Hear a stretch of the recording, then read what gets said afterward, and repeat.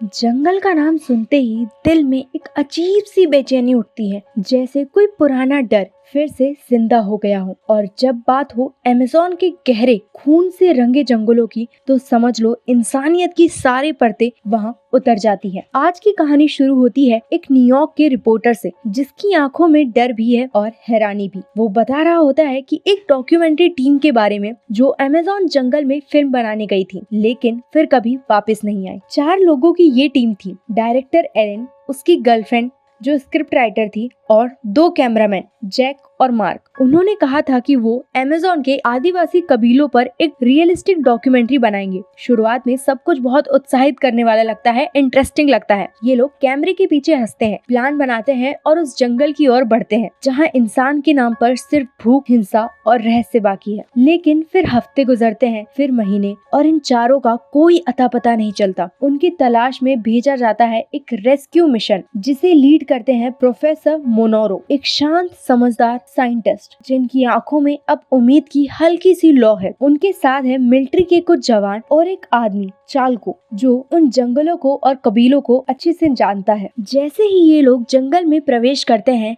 हवा भारी हो जाती है। पेड़ों की सरसराहट में जैसे कुछ कहानियां दबी हुई हो। रास्ते में इन्हें पहली चीज मिलती है, एक जली हुई लकड़ी और कछुए की खाल। ये संकेत है कि यहाँ कुछ हुआ है, कुछ बहुत डरावना। चलते चलते चालकों का पैर किसी चीज से टकराता है और वो गिर पड़ते हैं। जब नजर नीचे जाती है तो वहाँ एक इंसानी कंकाल। वो पहचान जाता है ये उन्हीं चारों में से किसी एक का है। अब डर हवा में घुल चुका है, लेकिन प्रोफेसर हार मानने वालों में से नहीं है। अगले दिन ये लोग आगे बढ़ते हैं और एक ऐसी घटना का गवाह बनते हैं जो इंसान की दरिंदगी को सवाल के कटघरे में खड़ा कर देता है। एक आदिवासी आदमी एक औरत को नदी के किनारे बुरी तरह टॉर्चर करता है और फिर उसे मार कर बहा देता है। ये देखकर प्रोफेसर का एक साथी उस आदमी पर गोली चलाता है, लेकिन वो भाग निकलता है। उनका पीछा करते हुए ये लोग एक कबीले तक पहुंचते हैं। शुरुआत में आदिवासी लोग इनसे डरते हैं, लेकिन फिर इन्हें अपने गांव ले जाते हैं। वहाँ की औरतें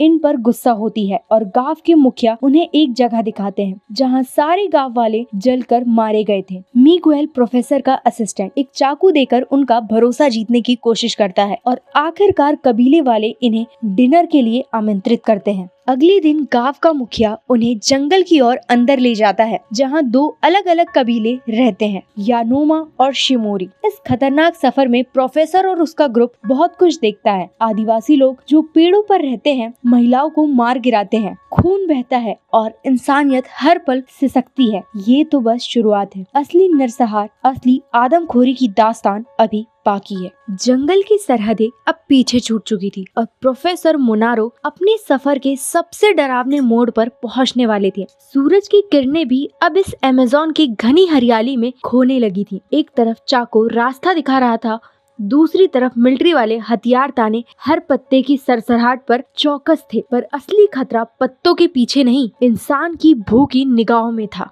रास्ते में नदी के किनारे जली हुई लकड़ियाँ, एक अधजली कछुए की खोल और खून से सनी मिट्टी ने सबका दिल धड़का दिया था। तभी मिगुएल का पैर किसी ठोस चीज से टकराया और वो नीचे गिरा। जमीन के अंदर आधा गड़ा एक कंकाल। प्रोफेसर झुककर देखने लगा और किसी पल उसका चेहरा सफेद पड़ गया। ये उन्हीं फिल्म मेकर्स में से एक का शरीर था। अब ये साफ था कि वो चारों वापस कभी नहीं लौटे। उसी रात प्रोफेसर के मन में बेचैनी बढ़ने लगी। कैंप के बाहर से कुछ अजीब आवाजें आ रही थी, जैसे कोई जानवर नहीं, इंसान रेंगता हुआ आ रहा हो। सुबह होते ही टीम को एक लोकल ट्राइब का आदमी एक औरत को बुरी तरह से पीटते हुए और फिर नदी में फेंकते दिखा। प्रोफेसर ने गुस्से में आकर अपनी बंदूक तानी, लेकिन चाको ने उसे रोक लिया। ये इनकी परंपरा है, उसने कहा। लेकिन प्रोफेसर की आंखों में आग थी, वो अब बुझने वाली नहीं थी। अगले दिन जंगल के और भीतर जाते हुए उन्हें एक गांव नजर आया। झोपड़ियां राख में बदल चुकी थी, एक अधजली लाशें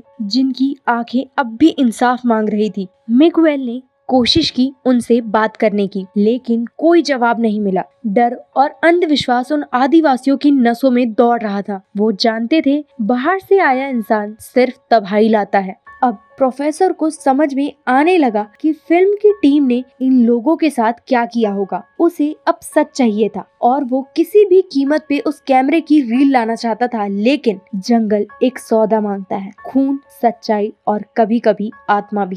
रात आई और प्रोफेसर ने एक चौंकाने वाला फैसला लिया। उसने अपने सारे कपड़े उतार लिए और नदी में नहाने लगा। यह कोई सनक नहीं थी, एक चाल थी आदिवासियों को ये दिखाने की वो भी उन्हीं की तरह नंगा, बिना छल कपट के। और चाल काम कर गई। कुछ औरतें आईं, उसने उनके साथ हंसी मजाक किया और फिर वो उसे अपने गांव के अंदर एक मंदिर जैसी जगह में ले गई। वहाँ उसे मिले कैमरे और सड़े गले कंकाल। इन कंकालों की हालत देखकर ही समझ आ गया कि उन लोगों के साथ क्या हुआ होगा। हर हड्डी पर भूख के निशान, हर कोने में खामोशी की चीखें। प्रोफेसर ने ट्राइब से रील मांगे, लेकिन वो मना कर देता है। फिर उसने एक आखिरी दाव चला, टेप रिकॉर्डर निकाला और उसमें एक आत्मिक आवाज बजाने लगा। आदिवासी रुक गए, उन्हें लगा ये कोई आत्मा से बात कर रहा है। डर की भाषा में प्रोफेसर ने सच्चाई खरीद ली। रील्स मिल गए, वो वापस न्यूयॉर्क लौट गए। लेकिन अब उसके साथ सिर्फ कैमरे की रील्स नहीं थी, सच का वो भार भी था जिसे हर इंसान झेल नहीं सकता। अब असली नरभक्षी कौन था? इसका जवाब अगली रील में छुपा था। घुप अंधेरा, जंगल की एक शांत सी रात और उस सन्नाटे को तोड़ती हुई कुछ धीमी आवाजें। कैमरे की रील घूम रही है और सामने आ रहा है इंसानियत का वो घिनौना चेहरा जिसे सभ्यता के नाम पर छुपा दिया गया था। अब प्रोफेसर मोनोरो धीरे धीरे वो फुटेज को देखने लगता है। कैमरा हिल रहा है, हाथ कांप रहे हैं, लेकिन जो रिकॉर्ड हो रहा है वो किसी नरक से कम नहीं। एक जगह एलन की टीम में एक आदिवासी लड़की को पकड़ लेती है। पहले उसे जबरदस्ती कपड़े उतारने पर मजबूर किया जाता है। फिर एलन, जैक और मार्क बारी बारी से उसका बलात्कार करते हैं, कैमरे के सामने हंसते हुए, मजाक उड़ाते हुए। उस मासूम की चीखने की आवाजें जंगल में गूंजती रहती है, लेकिन कैमरा बंद नहीं होता। प्रोफेसर की आंखों में आंसू आ जाते हैं, लेकिन रील अभी बाकी है। अगले फुटेज में दिखाते हैं कि आदिवासी लड़की जिसकी इज्जत को रोंदा गया था अब नदी किनारे मरी पड़ी है। शायद उसी की अपनी ही जात ने उसे मौत की सजा दी। कबीले वालों के लिए शर्म की और अपमान की बात थी। आगे के सीन्स में एक और आदिवासी महिला को प्रेगनेंसी की वजह से सजा दी जा रही थी। उसका गुनाह, उसने किसी गैर मर्द के साथ संबंध बनाए थे। उसे कबीले वाले पहले बुरी तरह से पीटते हैं, फिर पेट में बच्चा मारकर उसे नदी में फेंक देते हैं। अब कैमरे में एलन की टीम बेखुदगी और ज्यादा बढ़ाती जाती है।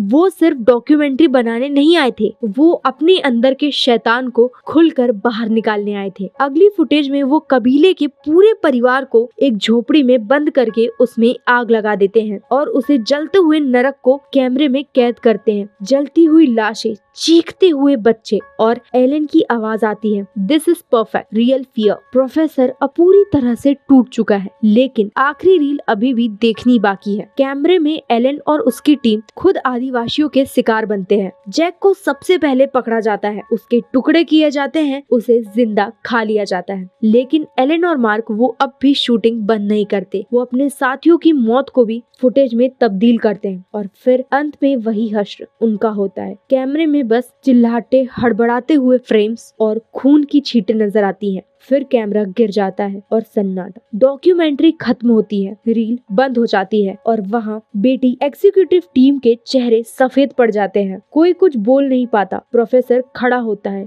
धीमे से कहता है, अब आप खुद सोचिए, असली आदमखोर कौन था? कैमरे के पीछे खड़ा इंसान या जंगल में रहने वाले वो आदिवासी? और इस सवाल के साथ मूवी खत्म होती है। कैनिबल हॉलोकॉस्ट कोई आम हॉरर फिल्म नहीं थी, ये आईना था इंसान की उस भूख का जो कैमरे, कहानी और रेटिंग्स के लिए किसी भी हद तक जा सकती है।